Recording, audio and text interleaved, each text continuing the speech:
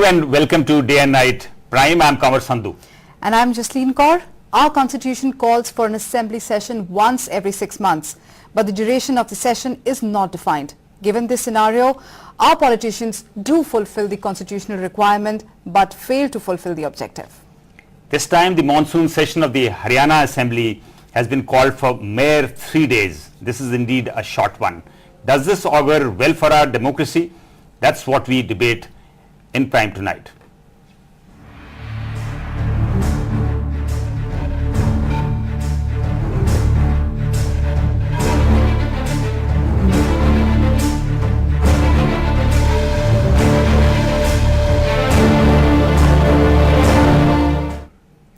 हरियाणा विधानसभा का मानसून सत्र चल रहा है। शुक्रवार को शुरू हुआ ये सत्र महज 3 दिन का है। ऐसे में सवाल ये उठ रहा है कि क्या विधानसभा सत्र महज एक फॉर्मेलिटी है या फिर सरकार के पास वक्त की कमी है।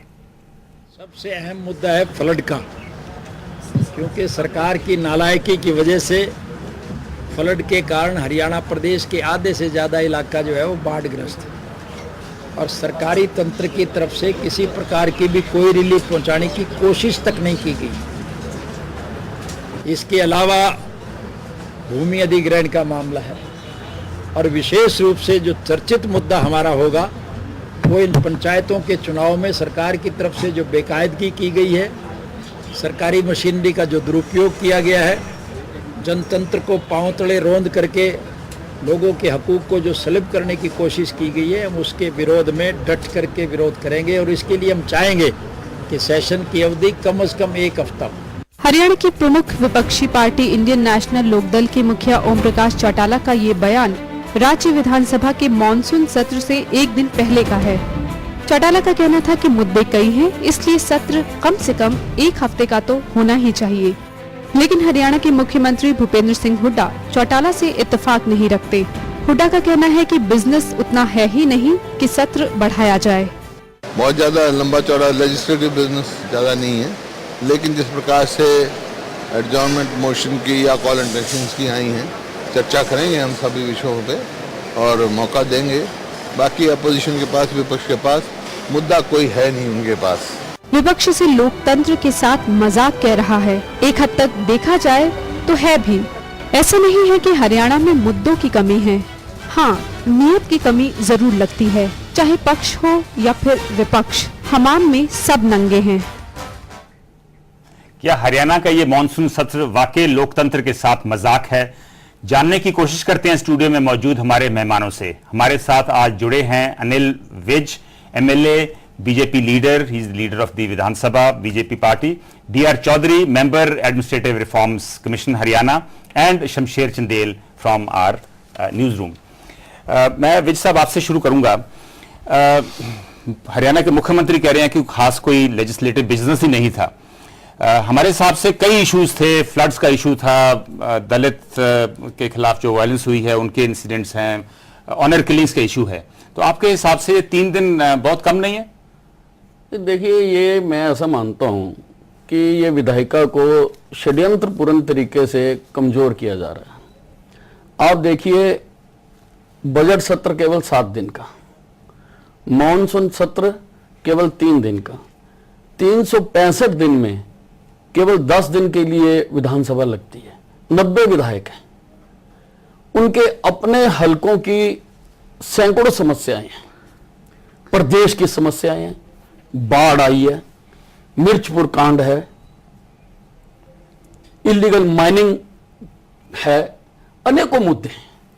लेकिन सरकार ये कहती है, जो हुड्डा साहब अभी आपने दिखाया कह रहे हैं, वो कह रहे हैं कि कोई विधायी बिजनेस नहीं है। सत्र केवल इसके लिए नहीं बुलाया जाता, सत्र इसलिए बुलाया जाता है कि विधायक आकर वहां पर अपने हलकों की समस्याओं को रख सके और सरकार से उनके उत्तर प्राप्त कर सके। अब अगर 3 दिन सत्र होता है तो मान लीजिए कि मेरे 3 प्रश्न लगेंगे, और अगर 20 दिन होता तो मेरे 20 प्रश्न लगते हैं। मैं 20 मुद्दों पर अपनी बात कह सकता हूं, अपनी बात पूछ सकता हूं सरकार से। तो आपके ख्याल से कितने दिन का होना चाहिए था सेशन?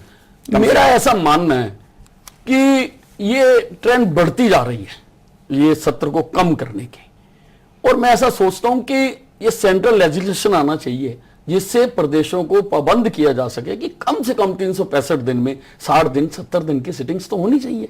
चौधरी जी, मैं आपसे पूछना चाहूंगी, जिन मुद्दों की बात अभी विज साहब ने की है, क्या आपको लगता है कि उन मुद्दों पे सही महीने पे इस मॉनसून इस सत्र में डिस्कशन हो पाई है? नहीं, जब सेशन ही 3 दिन का है और मुद्दे बड़े अहम हैं, फ्लड का मामला है, दलित पे जो अत्याचार का मामला है, ऑनर किलिंग है, खाप के मसले हैं, बहुत से मसले हैं जिन पे 3 दिन बहुत ही इनसफिशिएंट है। ये अनफॉर्चुनेट है कि एक ट्रेंड चल पड़ा है कि कम से कम एक फॉर्मेलिटी पूरी करने वाली बात है कि within 6 months, constitution provision है कि within 6 months you have to call the session, तो वो एक फॉर्मेलिटी पूरी करने वाली बात है। लेकिन इसके लिए मैं खाली रूलिंग पार्टी कोई दोषी नहीं ठहराता, अपोजिशन भी इसके लिए इक्वली रिस्पॉन्सिबल है कि आज जो अपोजिशन में है वो भी सरकार में थे, उस वक्त भी यही ट्रेंड था, उस वक्त भी सेशन 2 दिन 3 दिन हुआ करता था, और अब क्योंकि अपोजिशन में है वो तो रूलिंग पार्टी को ब्लेम कर रहे हैं। तो ये पॉलिटिकल कल्चर डेवलप हो रहा है इस मुल्क के अंदर जो बड़ा अनफॉर्चुनेट है, जिसको फाइट किया जाना चाहिए और जो एक प्रजातंत्र के हक में नहीं है। इशू बेस्ड एक डिस्कशन होनी चाहिए, जैसे फ्लड का मामला है, अपोजिशन को चाहिए था कि इसकी एक एनालिटिकल स्टडी हो, कोई डॉक्यूमेंट तैयार किया जाए लोगों को एजुकेट करने के लिए, वो डॉक्यूमेंट स्तर के अंदर भी पेश किया जा सकता था। तो अपोजिशन हो या रूलिंग पार्टी हो, they represent similar kind of culture. Anil Vij ji वो कह रहे हैं कि सिमिलर काइंड ऑफ कल्चर, जब आपकी सरकार हिस्सेदार थी हरियाणा में, तो उस टाइम भी यही होता था। ये चौधरी साहब का मानना है। मैंने पहले कहा कि दिस इज ग्रोइंग ट्रेंड और सेंट्रल लेजिस्लेशन से इसको चेक किया जाना चाहिए अगर हमने प्रजातंत्र को बचाना है, क्योंकि ना तो स्थानीय स्तर पर कोई ऐसा मैकेनिज्म है कि इलेक्टेड रिप्रेजेंटेटिव्स की भागीदारी हो, उनकी राय ली जाए, प्रशासन उनसे सलाह मशवरा करके काम करे, ना प्रदेश स्तर पर आपकी बात सुनी जाती है, ना बात कही जाती है, तो it is a big danger to democracy. That's right. Let me bring in Shamsher Chandel, our own correspondent from the news room. Shamsher, आपने पिछले सरकार में भी सेशन अटेंड किए और इस सरकार में भी आपने देखा है, क्या पिछले सरकार में भी ऐसा ही था, 2-3 दिन का मॉनसून सेशन था? देखिए, पिछले तकरीबन 10 साल से तो यही एक जो ट्रेंड है, पॉलिटिकल कल्चर जो चौधरी साहब ने कहा, वो डेवलप हो चुका है और वो होता आ रहा है। ये क्या करते हैं कि न्यूट्रल जो इश्यूज हैं, जो नेगेटिव इश्यूज नहीं है, उनको डिस्कस करते हैं, और जो नेगेटिव इश्यूज है where you know which brings mud slinging on the performance of the government, उसको वो छोड़ देते हैं। जैसे फॉर एग्जांपल खाप का इशू है, या ऑनर किलिंग है, या फ्लड्स का जो मामला है, या दलित किलिंग्स है। दलित किलिंग्स अभी एक जींद में दलित किलिंग हुई है और मिर्चपुर में किलिंग्स हुई थी, और साथ में मिर्चपुर के जो विक्टिम्स थे उनके ऊपर ऑबिचुरी भी भूल गए। तो यू नो इस तरह का ये बढ़ता जा रहा ट्रेंड है, और ये फॉर्मेलिटी सी लग रही है कि विधानसभा की जो प्रोसीडिंग्स है, और 3 days of session of Vidhan Sabha, almost 2.5 days, because पहला जो दिन था वो उसमें ऑबिचुरीज हुई थी, तो तकरीबन 2.5 दिन का ये सेशन था, और वो एक्चुअली ऐसा लगता है कि ये एक फॉर्मेलिटी सी की जा रही है। शमशेर, आप हमें बताएंगे कि इसके लिए किसको ब्लेम किया जाना चाहिए, गवर्नमेंट को या जो स्पीकर हैं उनको, या कोई भी नहीं? देखिए, गवर्नमेंट को बिल्कुल ब्लेम करना होगा, क्योंकि उन्होंने ऐसा एक ट्रेंड को बढ़ावा दिया है। पहले भी ट्रेंड था, चौटाला साहब के दौरान भी ये ट्रेंड था, ऐसा नहीं कि उनके दौरान बड़े सेशंस थे। मगर प्रॉब्लम ये है कि जब भी आप ऑपोजिशन में बैठते हैं तो lot of times you have to bring in those negative issues which the government wants to avoid. तो उस तरह के जो नेगेटिव इश्यूज हैं, फॉर एग्जांपल फ्लड्स हैं, floods is a big negative issue. Chautala साहब कहते हैं कि हंसी बुटाना एक रिवर्स रिवर है जो उल्टी बहती है, और क्योंकि वो उनको लगता है कि ये ठीक नहीं है। मगर जहां तक सेशन की बात है, सेशन में इसकी कोई बात नहीं हुई, तो ये एक बहुत गंभीर मुद्दा है। शमशेर, आप उस दिन जब दलित महापंचायत हो रही थी वहां पे आप गए थे, और आपने देखा था कि लोगों में बहुत गुस्सा था सरकार के खिलाफ, पुलिस के खिलाफ, सरकार के खिलाफ। तो वो जो गुस्सा था, वो जो ये सेशन के दौरान वो सेंसिटिविटी नजर आई आपको?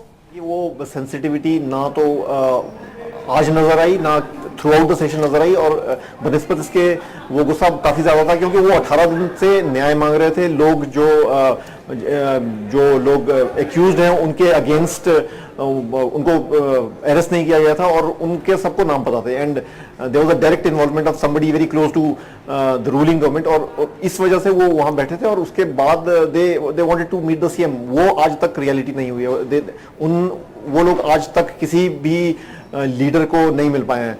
They have not been able to meet any leader from the Congress. Right Shamsher, अब आपके पास अभी वापस आते हैं।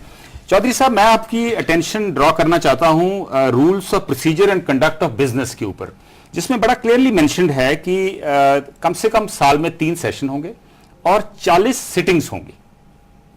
तो अगर कोई सरकार या अगर विधानसभा 40 सिटिंग एक साल में नहीं पूरी करती है तो उसकी कोई अकाउंटेबिलिटी है? देखिए, ऐसा कोई अगर लीगली कॉन्स्टिट्यूशनली बाइंडिंग होता तो 40 डेज इनको पूरे करने होते, लेकिन ये एक जनरल गाइडलाइन हो सकती है, इस किस्म का कोई बाइंडिंग मुझे नहीं लगता। लेकिन बेसिक क्वेश्चन तो ये है कि क्वालिटी ऑफ डिस्कशन सेशन में क्या हो। अगर आप लंबा भी कर दें, 2 दिन के बजाय एक हफ्ता भी कर दें, होता क्या है कि shouts counter shouts, rushing into the well जी, नहीं वॉकआउट्स, ऐसा चौधरी और इस किस्म का ट्रेंड बढ़ता जा रहा है। क्यों होता है, क्यों शॉटिंग होती है, क्यों जब आपकी बात सुनी नहीं जाती? आप सुनिए, मैं इसी सत्र की बात करता हूं कि हमने भी बाढ़ के ऊपर काम रोको प्रस्ताव दिया था और सारे मेंबर्स ने भी काम रोको प्रस्ताव दिया जी। अब सरकार उसको एडमिट नहीं करती है। बाढ़ से इतना नुकसान हुआ है, बाढ़ के बाद हम पहली बार मिल रहे हैं और हम बाढ़ पर चर्चा नहीं करना चाहते, और उसको अध्यक्ष महोदय ने कॉल अटेंशन मोशन में कन्वर्ट कर दिया। कॉल अटेंशन मोशन में आप अपने एक प्रश्न पूछ सकते हैं, 2 प्रश्न पूछ सकते हैं, उसकी भी इजाजत सबको नहीं मिल पाती है। अब चर्चा होनी चाहिए थी, और अगर बाढ़ के ऊपर चर्चा हो, केवल इसके ऊपर ही 2 या 3 दिन चर्चा हो सकती है, लेकिन उसको एडमिट नहीं किया जाता। इससे पहले बजट सत्र था, उसमें हमने महंगाई के ऊपर काम रोको प्रस्ताव दिया, सरकार ने एडमिट नहीं किया। उल्टा सारे विपक्ष को जब हमने कहा कि आज महंगाई इतनी है कि आम आदमी का जीना मुश्किल होता जा रहा है, आज इस पर हमें चर्चा करनी चाहिए, हम चुने हुए प्रतिनिधि हैं। लेकिन विज साहब, सेशन के दौरान बीजेपी ने तो डिमांड की कि जैसे एमपी लेड फंड है, ऐसे एमएलएस को भी पैसा मिलना चाहिए। तो ये मुद्दे तो उठाए नहीं जितना भी टाइम था आपके पास। नहीं, ऐसा है, मुद्दे सारे उठाए गए हैं, दिए हुए हैं। मैंने अभी भी कॉल अटेंशन दी हुई है, जो हरियाणा में भूमि अधिग्रहण के नाम से जो घोटाला हो रहा है उसका मैंने दिया हुआ है, अभी वो सरकार के पास विचाराधीन है। जो गेहूं सड़ रहा है, बस लोगों को खाने को नहीं मिल रहा, और सरकार की नालायकी और मुनाफाखोरी की वजह